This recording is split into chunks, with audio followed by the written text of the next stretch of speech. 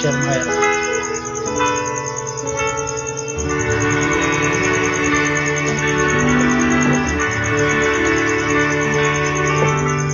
Lately I've been looking back along this winding road to the old familiar markers of the mercies I have known. I know it may sound simple, but it's more than enough to say. There's no better way to tell you than to say God's in my life. I feel blessed beyond my wildest dreams when I go to sleep each night. Though I have my share of hard times, I would change them if I could. Through it all, God's hand.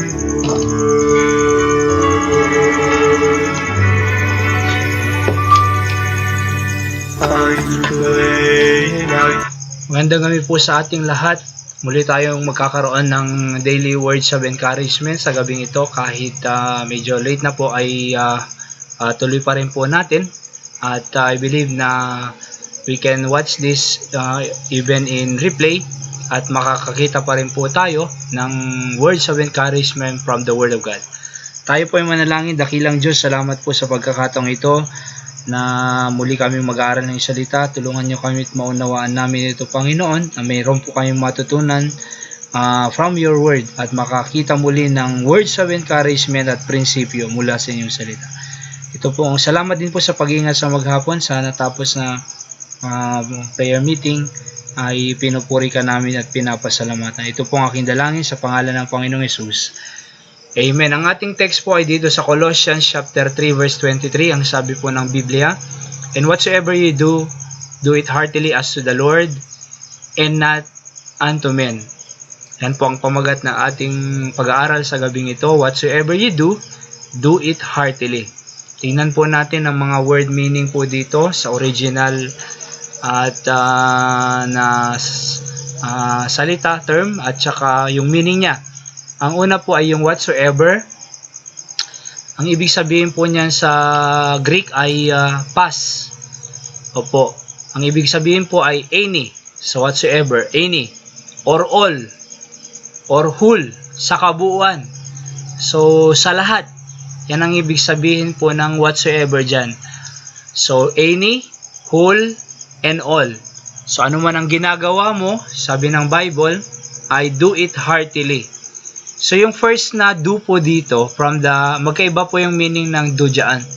Ang una po dyan yung poieho sa Greek. Ang ibig sabihin is to make.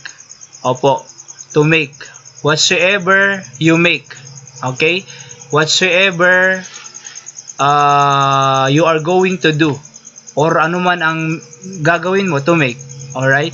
Yung second na do po dito, from the Greek word na esgazomai. Opo, ang ibig sabihin po dyan is to toil or labor.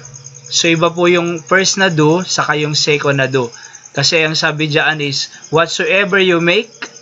Okay, whatsoever you make. Yung second dyan is do.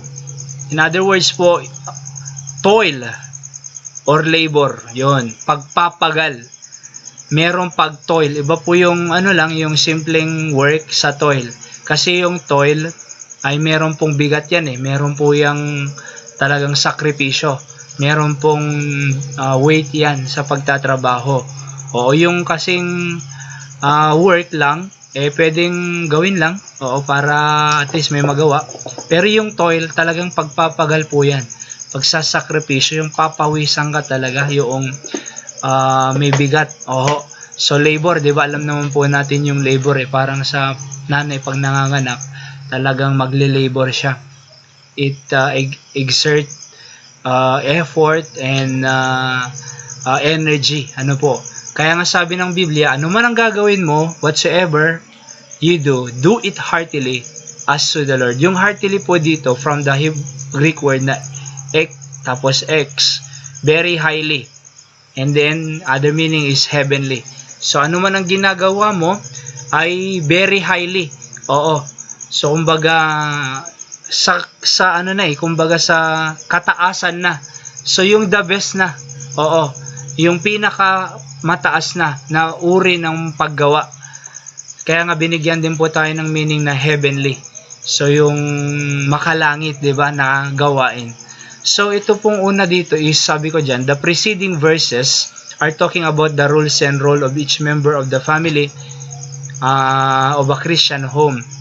And by doing so, the Apostle Paul admonishing them to do it heartily as to the Lord and not unto men. Arang yung tatay po sabi doon sa verse 18, kung makikita po natin dito sa verse 18, ano po, sabi dyan, wives, submit unto your own husband as it fit unto the Lord. Tapos sabi sa verse number 19, husband, love your wives and be not bitter against them. Verse 20, children, obey your parents in all things, for this is well-pleasing unto the Lord.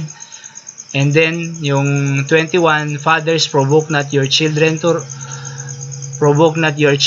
anger, lest they be discouraged. So, makikita po natin yung mga preceding verses before 23, ay pinapakita po yung obligasyon ng tatay na love your wives, nanay, submit to your own husband, yung father, admonish your children, and your children, obey your parents because it is pleasing unto God. So, sa paggawa po ng mga role, ng mga yon, kinakailangan nasa puso. 'Di ba? So, yung pagmamahal ng tatay sa nanay, nasa puso. Yung nanay naman sa tatay, pag-submit niya, nasa puso rin. Ganon din yung anak sa tatay at nanay, yung pagsunod ay nasa puso rin. Ganon din yung tatay pag-admonish sa kanyang children, nasa puso.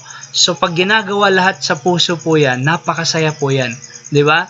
So, pag ginagawa mong nasa puso, may kasiyahan kang ginagampanan mo ang role mo sa member ng family. Sabi ko dyan, it is hard to do our obligation if we are not doing it heartily. Mahirap po gumawa ng obligasyon pagka hindi po nasa puso. Kaya sabi ko dyan, simple things cannot be done properly if we don't do it heartily. Kahit napakasimple sanang gagawin, pero hindi nasa puso, mahirap. Kaya sabi ko pa dyan, simple things become hard if you are doing it grudgingly. Yung madali o yung madali nagiging mahirap kasi wala sa puso kundi may kabigatang loob, grudgingly. Parang pagwawalis, 'di ba? Simple lang sana yan sa mga anak. Pero kung wala sa puso yan, mahirap, mabigat, mahirap kunin yung walis, mahirap maggalinis. Bakit? Nabibigatan wala sa puso kasi. So, ang sinasabi ko po, yung simpleng bagay nagiging mahirap pag hindi nasa puso. Ganon din naman po sa paggampan natin ng ating role sa ating tahanan. Pag hindi po nasa puso yan, simple lang sana, pero nagiging bigat. Nag-recreate pa ng away, nag-recreate ng conflict, nag-recreate po yan ng hidwaan. Bakit? Hindi po kasi nasa puso. Pero pag ginagawa po natin yung role natin po, trabaho natin sa ating family, ay naniniwala po ako na magiging madali lahat. Bakit? Sumusunod tayo, sabi ng Biblia, not as to the Lord, ginagawa mo naman yan sa Lord, and not unto men. Diba?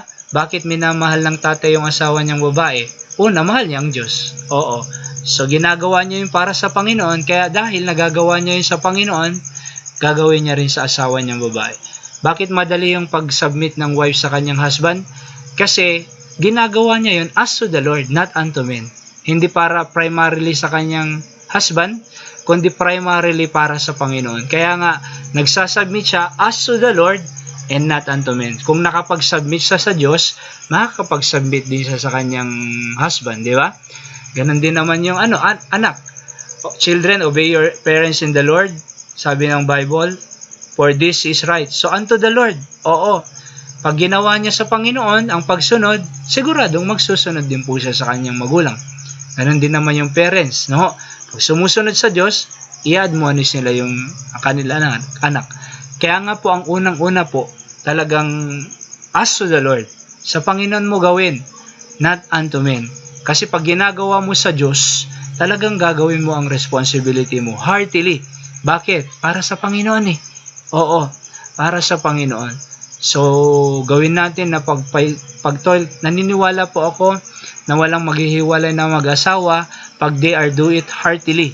Kasi merong labor sabi dyan, yung second do, merong toil, merong sacrifice. So, may exert, may effort. Ano po? Pag ginagawa nila yon, walang maghihiwalay. They will work their indifferences, they will work out on their relationship, kaya hindi masisira. Diba? Ganun naman, pag estudyante ka, do it heartily. Pag-aaral mo, mag-aaral ka mabuti, huwag kang magbulakbon. Oo. Pag ikaw empleyado, maging honest ka sa trabaho mo. Oo. Kung binabayaran ka ng 8 to 5, mag-work ka 8 to 5, di ba?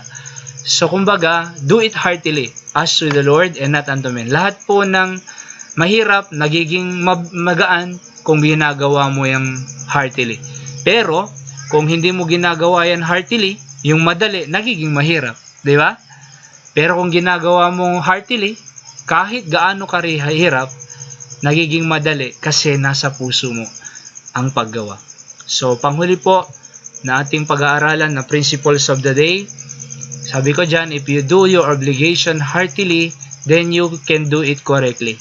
So, pag ginagawa mo yung obligation mo na nasa puso heartily, you can do it correctly. Di ba? So, pag nasa puso heartily, you can do it correctly. Pangalawa po, panghuli, if you do your job grudgingly, then it cannot be done properly. Pagka naman po ginagawa mo yung job mo na yung grudgingly po dyan is yung kabigatan ng loob, labag sa kalooban. No. If you do your job grudgingly, then it cannot be done properly. So, hindi po kailanman magiging proper ang iyong gagawin kung mabigat ang iyong kalooban. Oo. Pero if you do it heartily, you can do it correctly.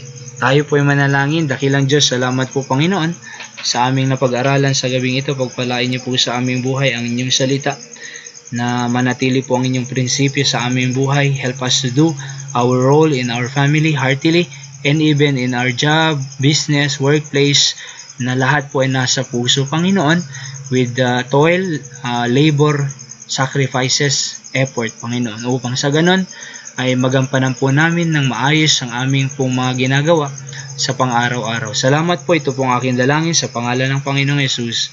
Amen. So, magandang gabi po sa ating lahat. Yan po ang ating daily words of encouragement sa gabing ito. God bless us all.